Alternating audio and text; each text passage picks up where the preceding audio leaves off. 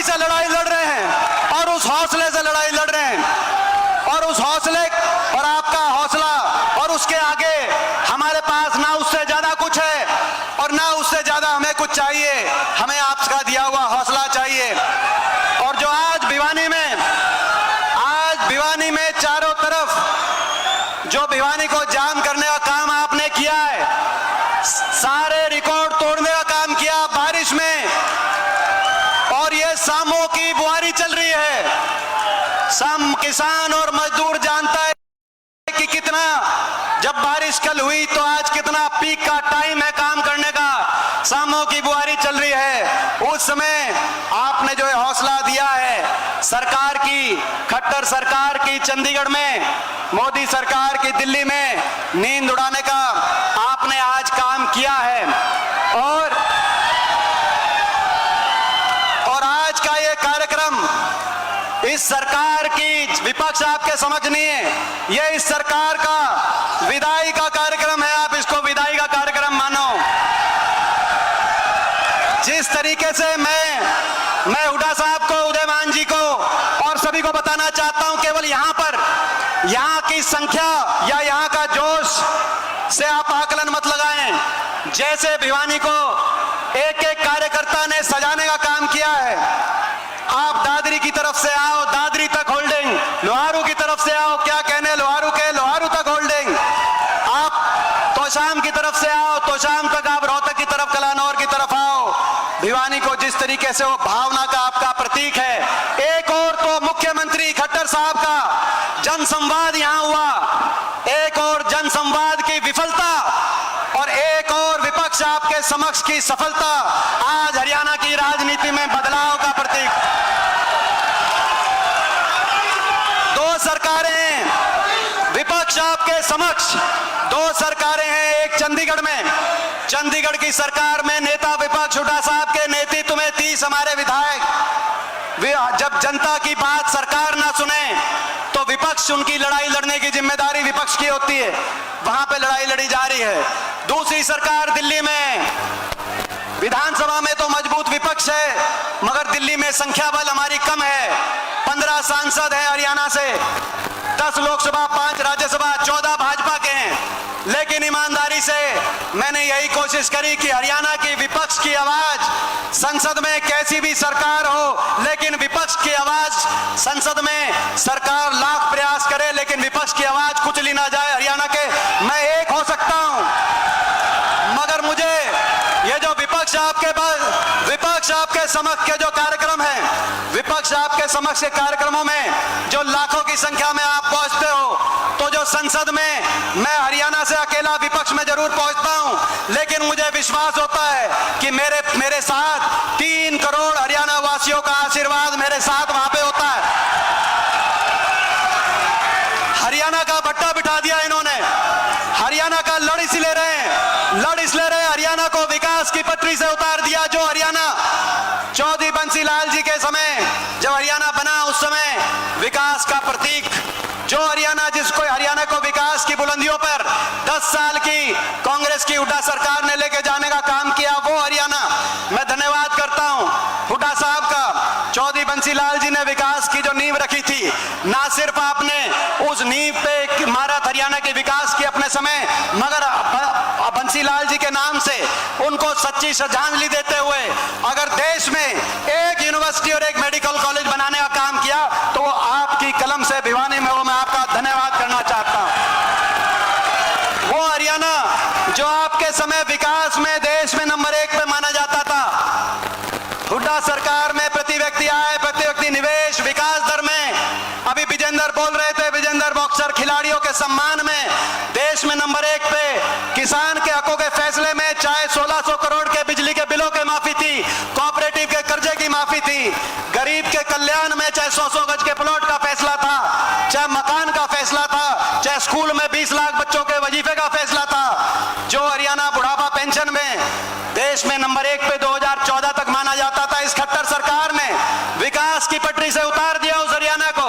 विकास के प्रतीक को आज बेरोजगारी का प्रतीक बना दिया इन्होंने। देश में सबसे ज्यादा बेरोजगारी आज हरियाणा में, महंगाई ने हर घर का बजट बिगाड़ दिया। बेरोजगारी ऐसी कि बेरोजगारी बेरोजगारी ऐसी कि हर बेरोजगारों की फौज खड़ी हो गई। आज दिल में दर्द होता है जब हरियाणा के नौजवान से हम बात करते हैं नशे की तरफ। ऐसा बेरोजगारी के साथ साथ अब नशा नाकाम नहीं मिलेगा तो नशे की तरफ हर माता पिता को यह चिंता, ईमानदार से ईमानदार, शरीफ से शरीफ माता पिता को चिंता है कि कहीं आज नशे की तरफ हरियाणा का नौजवान, आज अपराध की तरफ हरियाणा का नौजवान और इतना निराश हो गया कि आज विदेशों में पलायन करने की, जहां पर एस्टेट के सेंटर होते थे, जहां पर हरियाणा के अंदर कोचिंग के सेंटर होते थे हर शहर में, आज बाहर जाने के, विदेश में भेजने के सीधे रास्ते नहीं तो टेढ़े रास्ते। अभी मैं अमेरिका गया, एक साल में 15 बताया मुझे वहां पर 15,000 नौजवान केवल इसी साल में अमेरिका के अंदर कोई सीधे रास्ते, कोई डंकी रास्ते, कैसे ना कैसे वहां पहुंचे हैं। इतना निराश हो गया आज हरियाणा का नौजवान। ना तो औद्योगिक क्षेत्र लगे, ना कोई प्राइवेट निवेश हुआ, ना प्राइवेट में रोजगार, सरकारी नौकरी एक के बाद एक, भर्ती घोटाले, एचपीएससी के दफ्तरों में करोड़ों की बरामदगी, सरकारी नौकरियां तो समाप्त कर दी जा रही हैं या भर्ती घोटालों की भेंट चढ़ रही हैं। एक आदि कोई लिस्ट आ जाए, उस लिस्ट में जितने हरियाणा के लगते हैं उससे ज्यादा बाहर के नौजवान यहां पे लग जाते हैं। और इस तरीके से सरकारी नौकरी को जो रह गई, जो बच गई, उनको कच्चे में कहीं कौशल निगम के माध्यम से, कहीं अग्निपथ की योजना, हर साल 5,500 की पक्की भर्ती होती थी हरियाणा में फौज की, आज 900 केवल अग्निपथ में हमारे नौजवान पिछले साल गए, जिसमें से 700 वापस आ जाएंगे 4 साल के बाद। आज बेरोजगारी का प्रतीक बना दिया इन्होंने, आज भ्रष्टाचार का प्रतीक बना दिया।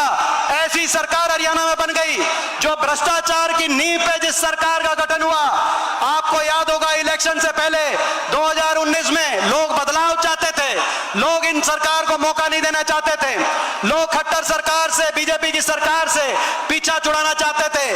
बीजेपी ने नारा दिया, खट्टर सरकार ने नारा दिया 2019 के विधानसभा चुनाव में, इन्होंने कहा 75 पार, कहा था कि नहीं कहा था 75 पार, हवा निकाल दी लोगों ने।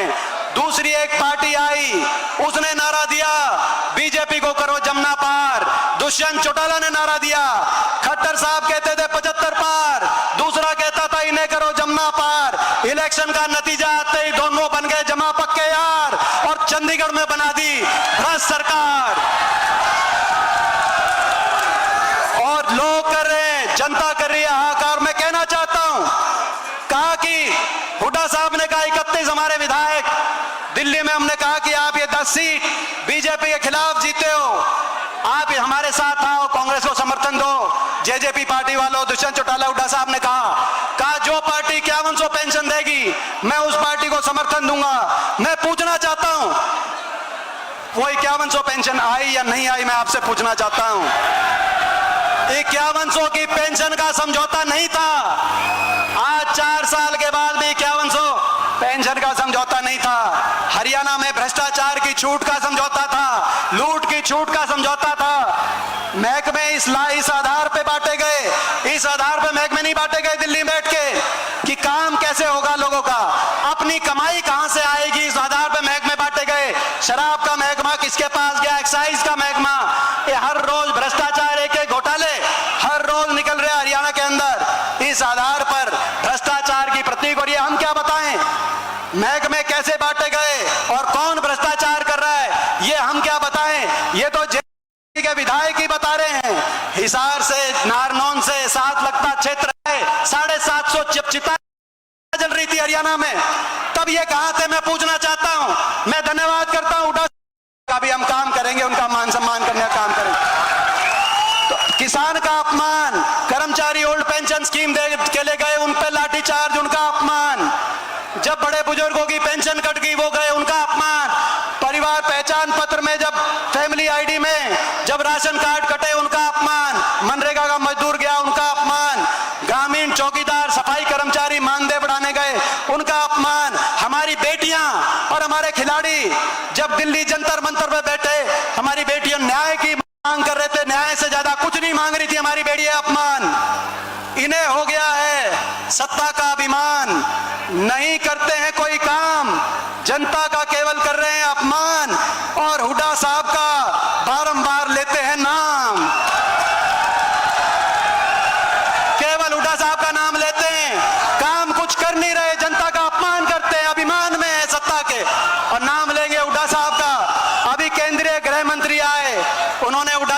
निशाना साधा। मुख्यमंत्री बोलेंगे वो हुड्डा साहब पे बोलेंगे, इनेलो बोलेगी वो हुड्डा साहब पे, आम आदमी पार्टी वाले बोलेंगे वो हुड्डा साहब पे। मैं आखिरी में एक बात कहना चाहता हूं, आपने देखा इस लड़ाई में आज हरियाणा बदलाव की तरफ बढ़ चुका है, लेकिन इस लड़ाई में आपको और हमको मिलके ये लड़ाई जो लड़ेंगे, साजिश और षड्यंत्र रचे जाएंगे, हर तरीके का की साजिश और षड्यंत्र करी जाएगी। जो रोहतक लोकसभा चुनाव में आपने देखा जो साजिश करी गई, आदमपुर के विधानसभा चुनाव में आपने देखा जब कांग्रेस पार्टी के उम्मीदवार को हराने के लिए बीजेपी भी एक हुई, जेजेपी भी एक हुई, इनेलो ने भी, अभय चौटाला ने भी उम्मीदवार, कांग्रेस किसी तरीके से बीजेपी ना हार जाए उन्होंने भी वही उम्मीदवार दिया, आम पार्टी ने भी वही उम्मीदवार दिया, किसी तरीके से बीजेपी ना हार जाए, प्रदेश में बदलाव ना हो जाए, साजिश की जाएंगी, षड्यंत्र रचे जाएंगे। यही मेरे लोकसभा चुनाव में मैंने देखा, मुझे रोकने के लिए साजिश की गई, षड्यंत्र रचे गए। मैं आपसे पूछना चाहता हूं, जब प्रदेश की सारी बेईमान ताकतें अगर एक हो सकती हैं तो सारे प्रदेश के सारे ईमानदार भी एक हो सकते हैं कि नहीं हो सकता? मैं आपसे पूछना चाहता हूं, ये लड़ाई हम लड़े कि नहीं लड़े, मैं पूछना चाहता हूं।